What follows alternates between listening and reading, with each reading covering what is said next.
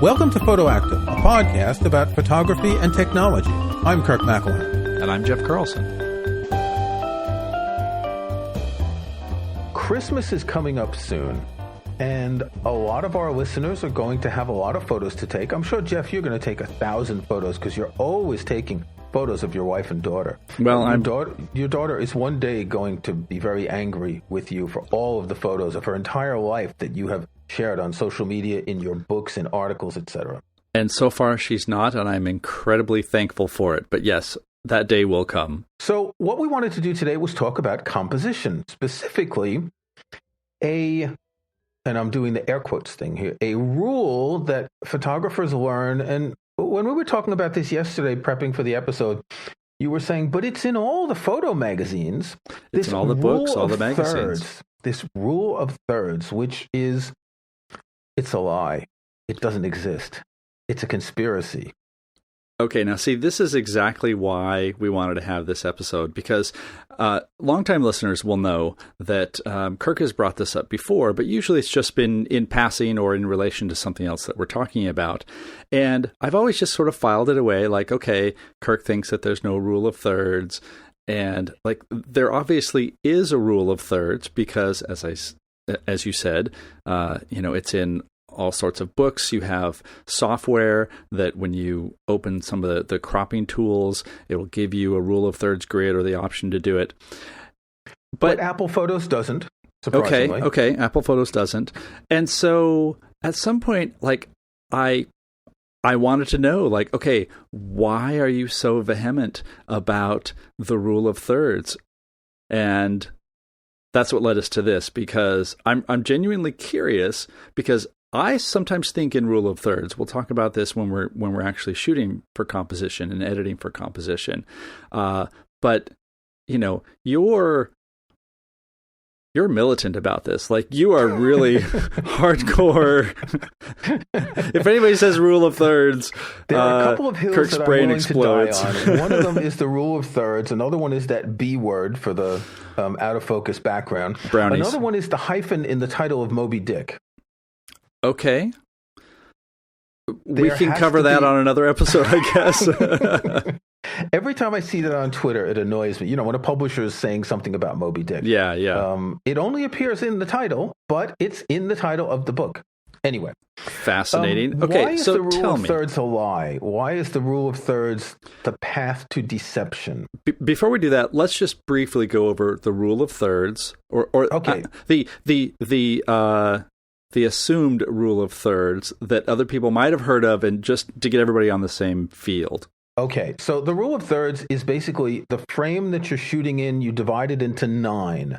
So you put 2 horizontal lines at 1/3 distance from each side, so it makes it into 3 vertical sections. You put 2 horizontal lines, 1/3 from the top, 1/3 from the bottom. So you have 9 sections that are all the same aspect ratio of the aspect ratio that you're shooting in. So if you're shooting in square, you'll have 9 squares. If you're shooting in 3:2, you'll have 9 little 3:2 rectangles. The rule of thirds says that for ideal composition, you should put your subject at one of those points where the lines cross. There are 4 of them, right? Each one is 1/3 from an edge, right? Bottom, left, top. The problem is that's wrong. There's no ideal composition, first of all, for anything. Assuming that putting a subject at that position is going to be ideal, let's just take an example. If you shoot in square and you shoot a portrait, where are you going to put the face? Just instinctively. Instinctively, sort of. Yeah. If I'm shooting in square, then yeah, I would probably put the face square in the middle. That's the rule of 1. Right. And so like ideally I would put their eyes maybe about 1/3 of the way down, depending on the size of their head and all that. But you're right. Well, not the size of their head, but how much of their head and torso you're showing. That's what I meant. Yes. Yeah. Well, if I'm shooting like just a say a headshot, okay. So yeah, okay. Rule of thirds doesn't work in a square composition for a headshot. I will grant you. Okay. But, now, there's all sorts of examples. Let's say you're shooting in 2:3 aspect ratio in portrait mode. Okay. Now, again, depends on the size of their head, but you're likely to put the person in one of two places. The head's either going to be in the center, in most cases, because there are all sorts of reasons why you wouldn't. Let's say you're taking a picture of someone holding their cat and they're slightly turned sideways. Well, you're going to want them a little bit askew from center because you've got the counterbalancing of the cat in their arms. And this is where composition breaks all these rules, that you're not just shooting a single object. Right. And in fact, and I think we'll get back to this with more importance later, in that what you just said, I think, proves your point. Maybe that was too early, but because you don't have to listen anymore. Okay, sorry. If you're shooting a simple object, then you have to have a reason to not center it. Now, I'm not saying that photos should be centered. The thing is, the flower photos that I've been shooting, we'll put a link in the show notes to an episode where one or two of the flower photos show up. These are essentially centered. I'm shooting them in square, but you'll notice that some of them, and we'll try and find one, and if we can't find one in the episode, we'll throw one in the show notes here. When I'm shooting a flower from the side, so it's not fully symmetrical, then I'll try and find the position of the flower in that square where the weight of the shape and the shape itself balances, if that makes sense. I'm not looking at any grid lines. I'm not imagining a pinpoint center. I'm looking at the overall composition of the photo and saying, where does this look good? Now, you could retort, well, where it looks good, if you put a grid of thirds on top of it, it might match the grid. We're going to come to that later. I was just about to retort, but okay, now I will not retort. Okay. The thing is that, as you say, this is in all the photography magazines as one of the basic tips. Now, you and I, we write about technology. What are the basic tips we always tell people about the Mac that are right? Use keyboard shortcuts. Have backups. Have backups. All these are like, if someone asked us to write an article with 50 tips for the Mac, we would have 25 of them already because they're the things we always use. I'm convinced that in photography magazines, it's the same. They've got these tips that they always use. They get paid for writing something that takes absolutely no effort. There's no creativity involved. They all go out and they shoot pictures with the grid line on in their camera to make sure the pictures match. Because if you look back at some of your photos, and you and I, we did this yesterday and today, we looked at some of our favorite photos, our best photos, not square photos in my case, because I do a lot of square, and I think that doesn't really fit. We both had trouble finding photos that match the rule of thirds. We'll get to that later, too. We're going to get to everything later. I think what's key here is intent. And we've mentioned this countless times before. But I don't think rule of thirds is necessarily like an evil, bad thing. I see it very much as a starting point. And the intent part of it, I think, comes from the fact that so many people would just center everything in their shots. And that led to a degree of uniformity, I think, especially among people who, they're not skilled photographers or enthusiast photographers. And it was an idea to be able to have some visual interest rather than, okay, here's Bobby and he's standing in front of a building and you have like Bobby and the building behind him and then just, wasted space on the sides because people are like just focusing on the main subject. And so the rule of thirds, I think, started as or comes across as something to knock you out of that center everything mindset. But now I'm going to imagine the scene, Bobby in front of the building. Let's just imagine Bobby's in front of a small storefront. Okay. Symmetrical. Okay. I was thinking isolated. Okay, go ahead. Space on the right and space on the left. If he's standing in the center, you're not going to put him off to the left. If he's standing to the left, well, then he's standing to the left. You're still going to center the storefront because the subject is not just Bobby, it's Bobby in front of the storefront. Yes, that's an excellent point. Okay, what if Bobby's in front of the Empire State Building? Well, then it has to be centered. I mean, if you're getting the whole Empire State Building, you have to be pretty far away. Well, yeah, that's true. But it depends on what's behind. It depends on the whole context of the photo. And this is where the rule of thirds fails. The rule of thirds may work if you're shooting an isolated bird flying in the sky and you happen to catch it at the right time. And maybe you crop your photo to put it in a position like that. Maybe you see it's flying from right to left, and it would make more sense for it to be toward the left because that gives you the feeling of movement. Mm-hmm. You're shooting, I don't know, you're on a boat and you're shooting someone in a rowboat in the sea and you don't want them dead center. So you're going to put them someplace, but you're going to put them someplace in relation to what's behind them. Is there a beach behind them? Are there palm trees? Mm-hmm. It all comes down to the globality of the composition. And the rule of thirds assumes that your composition can be reduced to, I won't say 1 point because it's not that simple, but reduced to a very small area of your photo. Yeah. No, I get that. But I also think, in the case of the example of the person in the rowboat, I mean, let's say they are on the sea and there is actually nothing behind them. Okay. Where are they sitting in the rowboat? Where are they sitting in the rowboat? Are they in the front? Are they in the middle? Or are they in the back? They would be in the back.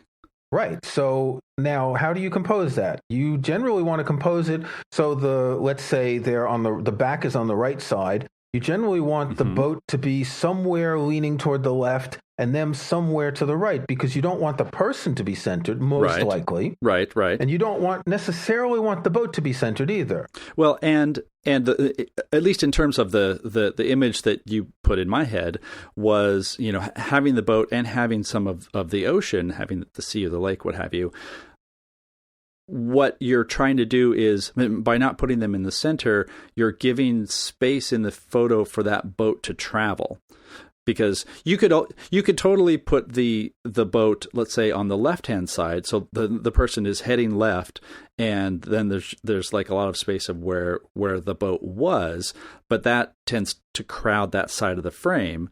And so by giving, even though obviously like nothing is moving in the image, there's still that sense of motion, that sense of travel, and opening it up sort of gives you that imaginative destination for the boat. However, I say this knowing that everything that I just said is not necessarily rule of thirds. See, this is where you're going to get me. Yeah.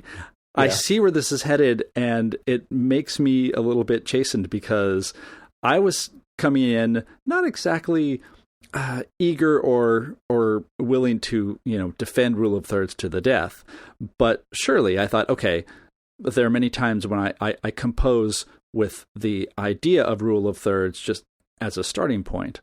So surely I must have some photos that are just strictly rule of thirds. And what I just described is not a rule, it is a composition based on the contents of the scene. Exactly. And I think what's important to understand is that in any photo, it's most likely that you don't want your subject too close to any edge. Yeah. There are exceptions. There are always exceptions. In most compositions, in fact, I have a photo on my wall, which I'll put an image of in the show notes. It's a photo by Michael Kenna. If you remember the Huangshan mountain study, where you've got the tree up at the top and then the mountain that plunges down toward the left, one could argue that the main subject is that tree, and that tree is very close to the edge of the photo. Mm-hmm. But it's only close to the edge of the photo because of the movement of the mountain going down into the valley, into the light. So there are cases where you can have something close to the edge, but in general, you don't want to, because then you leave all this negative space, and there has to be a reason for the negative space. Yeah. And in this particular Michael Kenna photo, there is a reason for the negative space. But in most photos, say the guy in the rowboat, there's no reason to do that. Now we need to find a picture of a guy in a rowboat. I don't think I have any. Never been in a rowboat. So a little bit of history of the rule of thirds. It was invented first written down, according to Wikipedia, by John Thomas Smith in 1797. He quoted a 1783 work by Joshua Reynolds, in which Reynolds discusses in unquantified terms the balance of dark and light in a painting. So the original rule of thirds was something that said that there should be Two distinct equal lights should never appear in the same picture. There should be more dark or more light, 2/3, 1/3. Now, this was also modified later with some painters talking about when you're doing a landscape, you want the horizon to be, say, 2/3 up or 1/3 up, depending on whether you're focusing on the sky or, let's say, the sea. It might be 2/3 up, or the sky, it might be 1/3 up. But back in the day, I mean, when I shot with an SLR, there were no grid lines on the camera. There was a little square in the center, and then the sort of two semicircles that moved to focus. I know different cameras had different focus methods. If you look at a view camera, so a view camera is like the kind that they shot daguerreotypes on, they actually had grids on them, but they were grids of like 10 by 15 lines. They weren't like in thirds. Mm-hmm. I think they used that in some ways to focus. It was that, what would you call it, ground glass? And somehow the focus, it had something to do with the focus. So I don't know when the rule of thirds started. I'm wondering if it didn't start with digital photos. I did do a little research, but I didn't find anything. It's kind of hard to, find the point at which something came into pre-digital existence. Yeah. We have a link from the Guardian newspaper today, and every day they have best photographs of the day, and there are 15 photographs every day. Now, these are news photographs, reportage. A lot of them are very active. Things are going on. People are protesting. There's an amazing shot with a water cannon. There's a kid on a swing.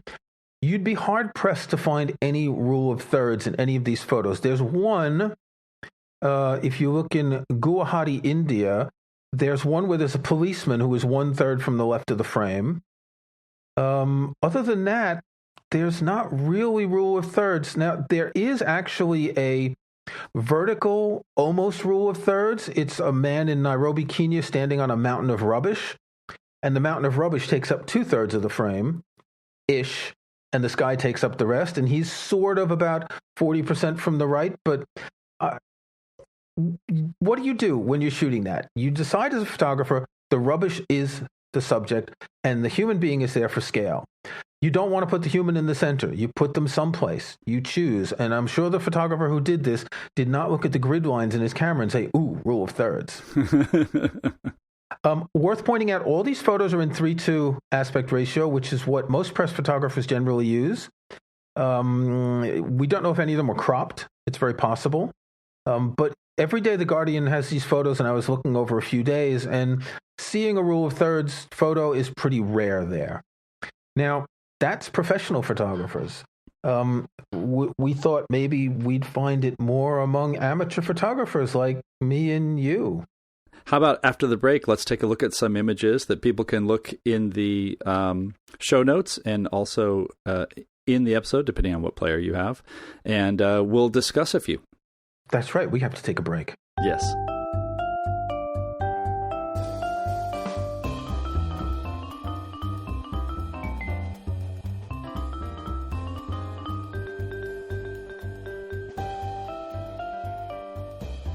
Okay, so we've got a bunch of images. I don't know how many you want to put in the show notes. We've got 7 images. We might as well put them all. Do you want to start with yours? I picked out 5 that, at first glance, just looking at thumbnails in Lightroom, like that looks like a rule of thirds, that looks like a rule of thirds. And I think of these, well, I found something very interesting. One, you could almost say that they're rule of thirds, but not in a very specific way. In fact, on a couple of these, we open them up in the crop tool in Lightroom that actually has a grid line and realize that, well, no, it's actually not rule of thirds. But I think it was like suggested by rule of thirds. Okay, but the rule of thirds doesn't mean that the things have to be exactly on those lines. There's a little bit of flexibility. There's a little bit of flexibility, but it turned out that there was more flexibility in the shots that I chose than I thought, because I wasn't, trying to be super exact. Of these shots, there's only one that I think is genuinely rule of thirds-y.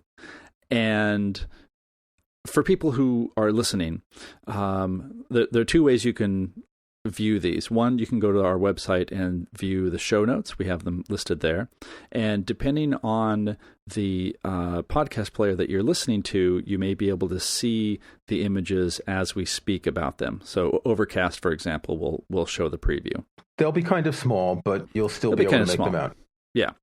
And so this is an image taken at the Boardman Tree Farm in Oregon. And basically, it's a tunnel of trees. And when I was looking at this, it's very much a rule of thirds style shot. The trees go off in perspective into the distance, and there's an opening right at about a third from the left. But when I was looking at this and thinking about as I shot it, I don't think that I was really aiming for a rule of thirds. I was just trying to find a composition that gave me that tunnel, because this tree farm, there's just rows and rows and rows of trees. And I wanted the composition of a tunnel. I wanted to see the end of the row. And I think I could have centered that from the left and right, but then you would have had to change your angle, because I would have had to change my angle. Once you center something, it has to be symmetrical. And right. That's a real issue with composition, that if you're slightly asymmetrical, it looks wrong.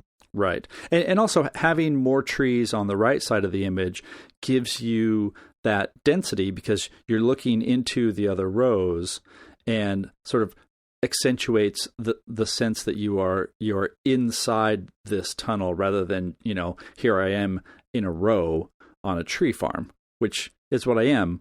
But, if you didn't tell people, it would look like something in Mirkwood. Yeah, exactly. And so this is an example, probably the clearest example of, rule of thirds that I have in this set, that I may have started with the idea of placing that in the first third quadrant just because I didn't want that symmetry, but then I sort of threw that aside and focused just on the rest of the composition and the goals that I was looking for. Okay, second photo is a portrait. And I think this is a perfect example of why the rule of thirds doesn't exist very often. You didn't center the person in the portrait. And if you look at the composition, it's kind of obvious. On the left, there's a road. On the right, there's tulips. So you want to give a little bit more weight to the tulips. You want to have a little more color. Right. You want to keep her shoulder from the edge of the frame. So you don't have any choice. As long as her shoulder's showing up where it is, you can't put her any further to the left. While her face is roughly at 1/3 from the left, it's not quite. Her nose is, I'm going to guess, 38 to 40% from the right. Something like that. It's just the composition that makes that. Yeah, It's kind of obvious. Well, and I think here I wasn't thinking rule of thirds at all. It was strictly, okay, I had this picture of this friend of ours, but I really wanted to get the colorful tulips on the right-hand side. We were at a tulip farm doing a photo shoot. And so, the goal was not just take a portrait of somebody. It was, here's a portrait in this environment, and I wanted to make sure that the environment is there. I think in terms of shooting portraits, we mentioned this earlier, like centering somebody.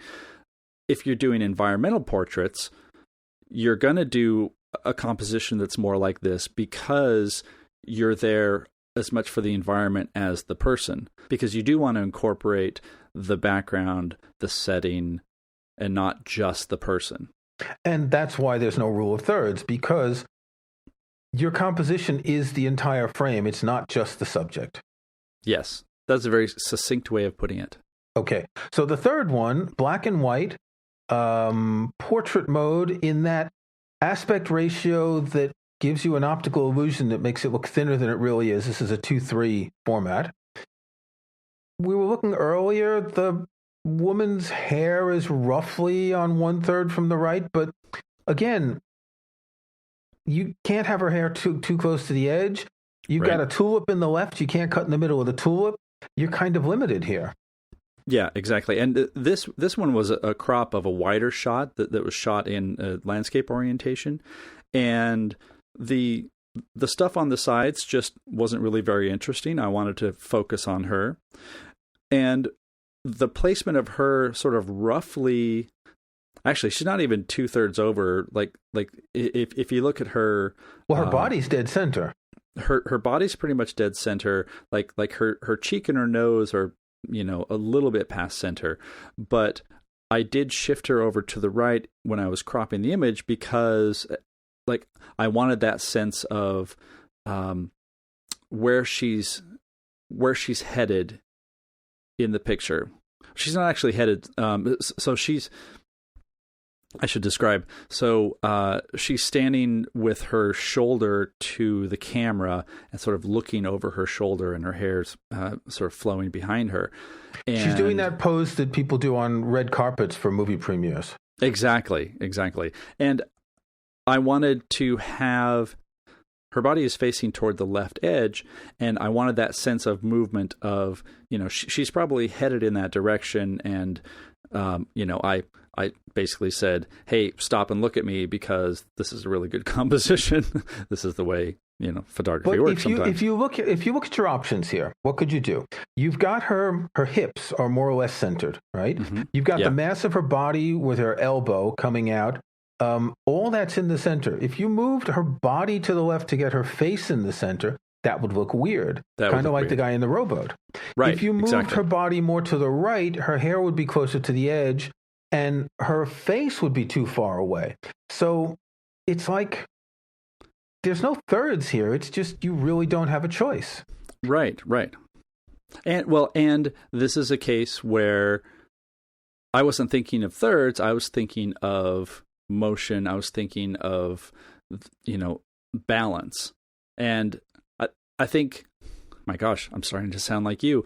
I think you cannot assume that rule of thirds equals balance. I think one of the goals of rule of thirds is to institute some sort of balance, but if it's not the same. There's something to balance with the subject. Exactly. And so your next photo is almost rule of thirds. In fact, I'd say it's pretty close to rule of thirds. Yes, this is a portrait of my niece, and she's very. If you just looked at the thumbnail of this is very rule of thirdsy. But I didn't shoot it that way because in the distance, in the right hand side of the frame, is a fairy. In the background, and the fairy is not really important to the picture, but it does sort of balance. Like she's on the left, it's on the right, gives you a sense of where we are. There are a lot of fairies up here in Seattle. We were on the water, and so again, I probably started by framing her to the left just naturally. Her shoulders are sort of open and pointing to the right side of the frame a little bit, just so that she's not square on, like a statue. But the intent of this was I want to have something going on in the background. And actually, this was one of those cases where it took a while because the fairy was not very quick. And I was like, all right, hang on. It's going to be in frame any minute. Just bear with me, keep smiling. Yeah. So. Yes, fairies are slow. Okay, last shot, someone on a river. Yes. Now, I'd like to point out that the rule of seconds is that you have a perfect horizontal split between the river and the trees and the mountains. And that's not uncommon. There's nothing wrong with that. There's nothing right. It's not a rule because you'll see in landscape photography, people do everything. They don't third or don't third, whatever. The person is arguably on the third line, but not because of any rule of thirds. No. In fact, in this shot, it's a woman looking into the sun. She is, I would say, a good 2/3 from the left of the frame. So that, or 1/3 from the right. Or 1/3 from the right. Yes. There's a reflection of her in the water. This is like a real shallow edge of a river. Lots of river rock and such.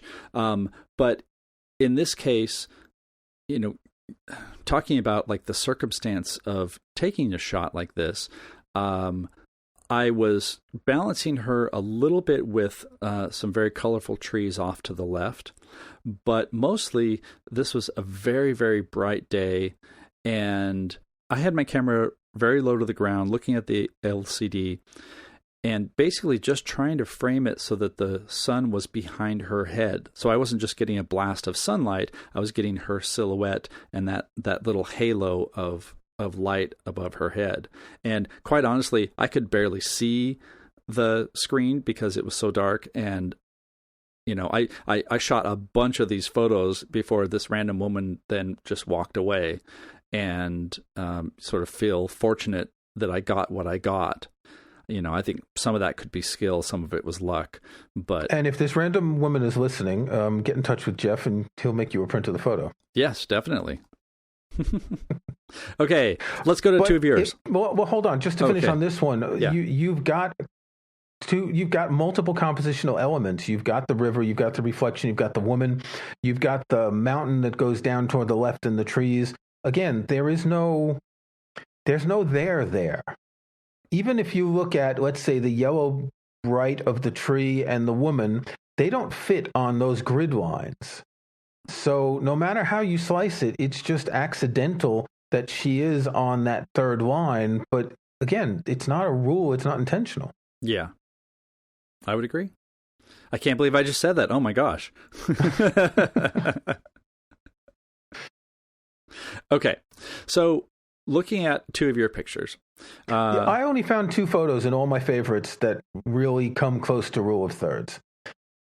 The first one is a lineman, and he was installing my fiber to the property in July. That's a wonderful thing right there.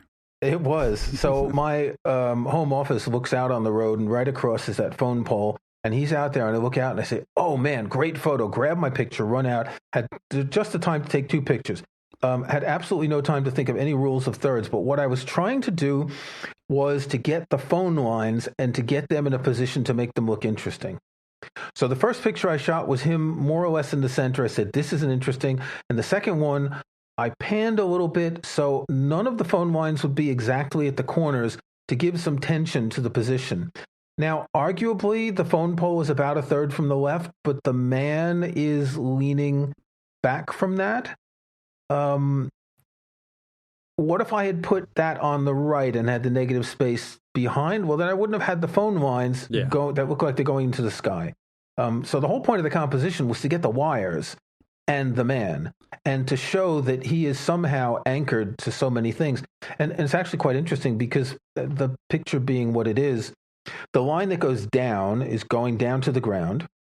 The line to the left is coming across the street on about a 30-degree angle to my house, but it looks like it's just going off into the sky. Mm-hmm. And the two lines on the right are going on the other side of my house. So they're both coming toward me, but they don't look like it. They look like they're going up into the sky, and that's what interested me here. Yeah, it has a very angular look to it, and also something that I think is noteworthy. I mean, yes, the pole, because it is the sort of like darkest, most pronounced thing at that sort of third level over, that I think you could argue would be rule of thirds, but it's not the pole that's the focus, it's the man, and I believe you said the lines, but also the fact that he has weight. And yes. so his weight is leaning his toward weight the that's left. Leaning, yes, and that's what sort of pulling the image, like that's the motion in the image, not just that he's just standing there, or that you have the lines. Like the lines do a really good job of drawing your eye to that point, and then you see him slightly off, and he's moving toward the left edge while also being secured. Yep. He's precarious but secured, but there's all these lines around that lead toward him. Yeah. Second one, this is just around the corner. This is 3 years ago. The wheat field, it's right across the road from me, but on the side, so not on the same road here. There's no real rule of thirds here anywhere. And I looked, as I look at this, if you look at the very right, the horizon is about halfway up. If you look at the very left, you could argue that the edge of the trees is about a third of the way in. But the focus for me is the point in the path where it turns and where you don't see where it goes. Yeah. And I'd say that's 25% from the left. And could I have shot this with a rule of thirds look? There would have been too much mass in the trees.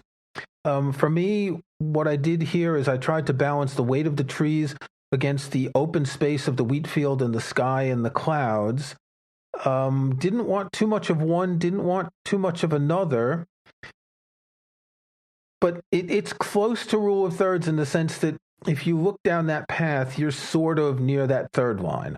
Right. Well, and also this is another example of if you had shot this so that the path was symmetrical in the center, that would not have worked because it's a curving path and because that bunch of trees would just be so overpowering. Right. Also, this photo was shot. I keep that thing on my camera, the level line that shows you when you're level. Yeah. Do you have that on yours? Yeah. This was perfectly level. It doesn't look like it because everything's a little bit hilly. But it was perfectly level. In fact, you can really tell when you look at the path just when it's about to curve. You can see that that's level there. But the horizon is a bit hilly. It's not flat. It looks like it is. In fact, that's what I like about this picture is that you get the slight downward movement from the right that kind of meets up with the path. You get the leading line of the edge of the wheat field that meets up with the path, and all these lines converge to that point. But the point where it converges, okay, it's sort of a third, a little bit less, but it's not intentional in any way. And I don't think the photo would work more or less bad if I had cropped less. If I cropped more on the left, and it's with a photo like this, with any photo that's not a simple subject. It's intuition. You're looking at something, you're feeling it, you're feeling what looks good. I didn't crop this photo. In fact, this was the first. Literally the first photo I shot with my X100F when I got it a couple of years ago. I just went there, found the right position, and shot. And I think that's what's important is like there are no rules. You can put things wherever you want, but there are things to consider. Like the photo of the girl by the tulips, you don't want to cut off her shoulder on the left, so you have to leave at least a little bit of space. And her hat was pretty close to the top of the frame as well. These sorts of things are important. You don't want to have a shot of a person's entire body but then cut off their feet. That looks strange. These are less issues of composition than they are framing in some ways, right? If the shoulder's too far to the left, you need to reframe, pulling back, turning a little bit. It's not so much the broader composition that you're looking at. Okay, so after this discussion, I will concede that there isn't a rule of thirds other than as a guideline to start thinking of your composition. So basically, the rule of thirds is like, 3 seconds of consideration when you're making your composition, and then you build upon what's in the scene. Does that sound fair? Or is that even too far? No, I think that's fair. I think the first thing I always do is I always center whatever I'm going to shoot. And then I look, and then I move, and then I see where is it going to look good.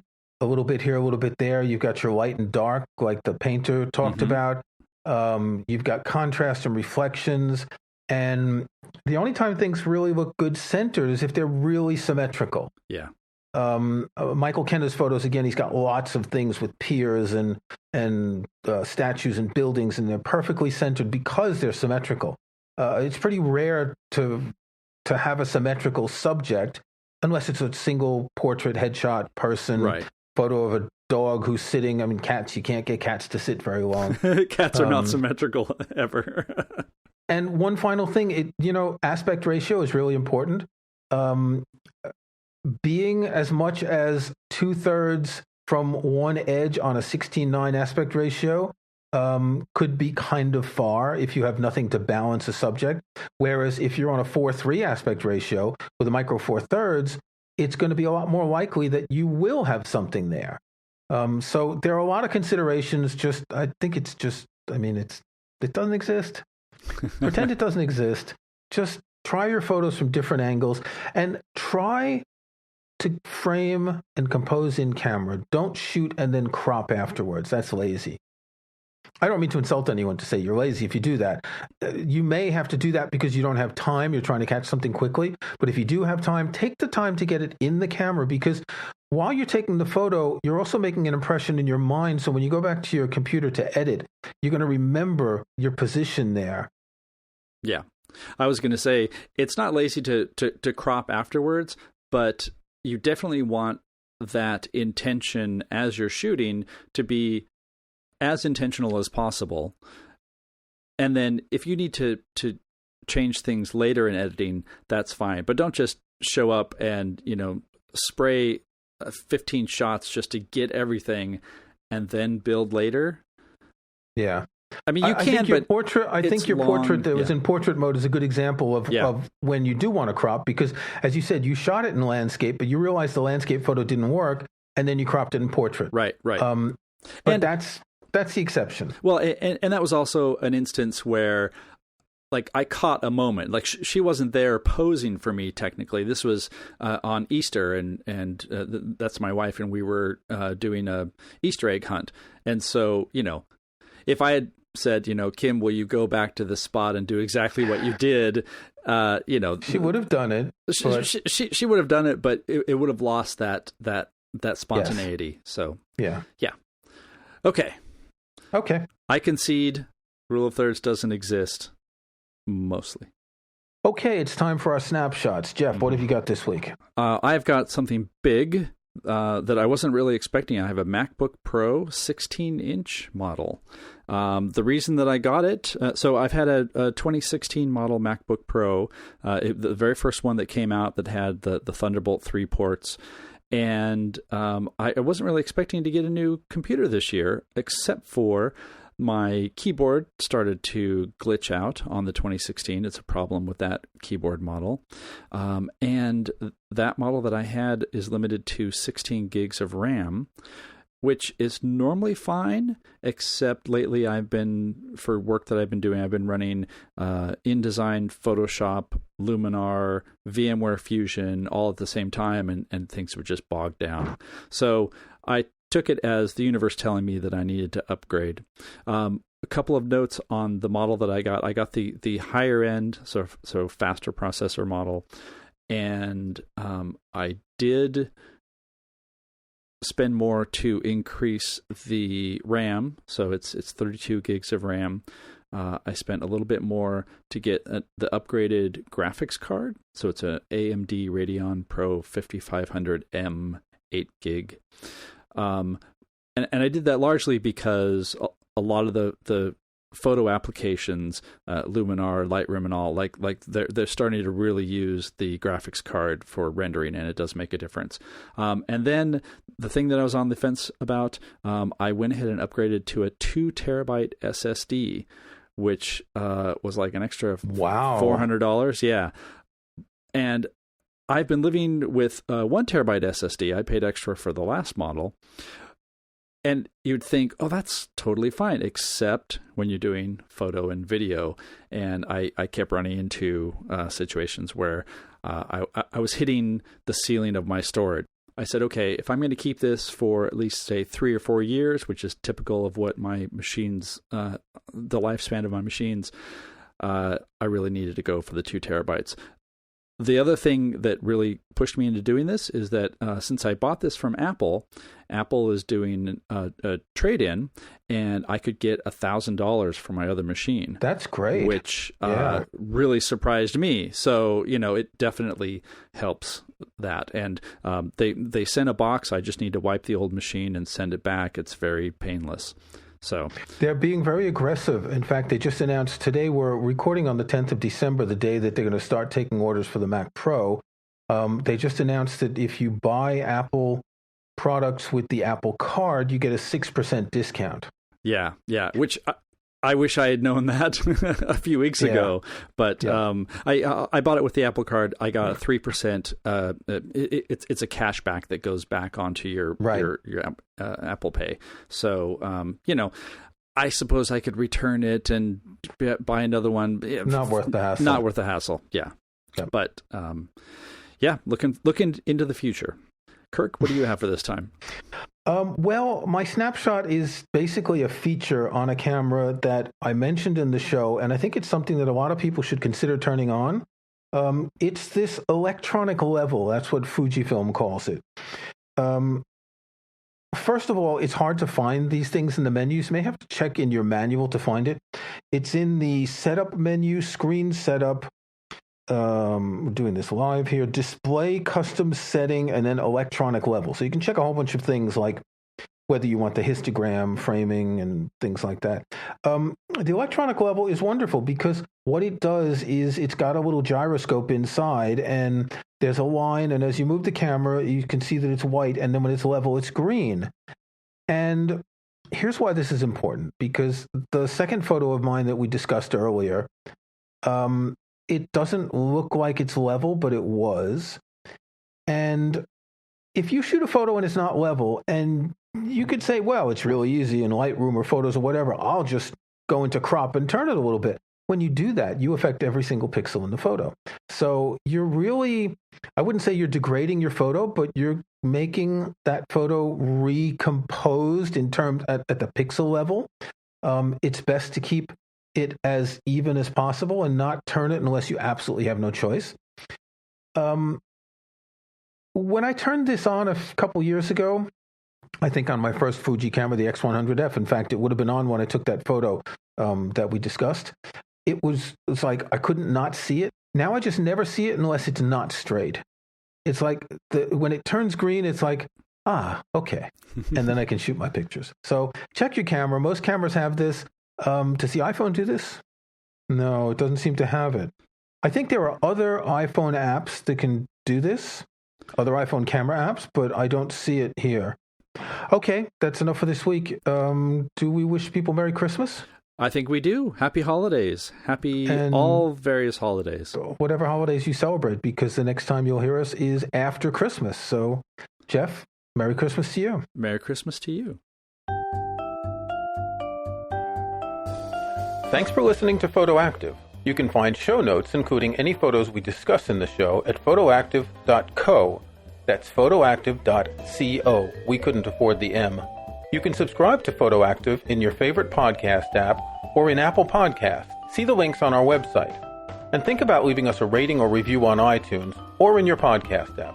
Don't forget that you can get 5% off any course at Masters of Photography with the coupon code PhotoActive. That's PhotoActive in one word. Until next week, thanks again for listening.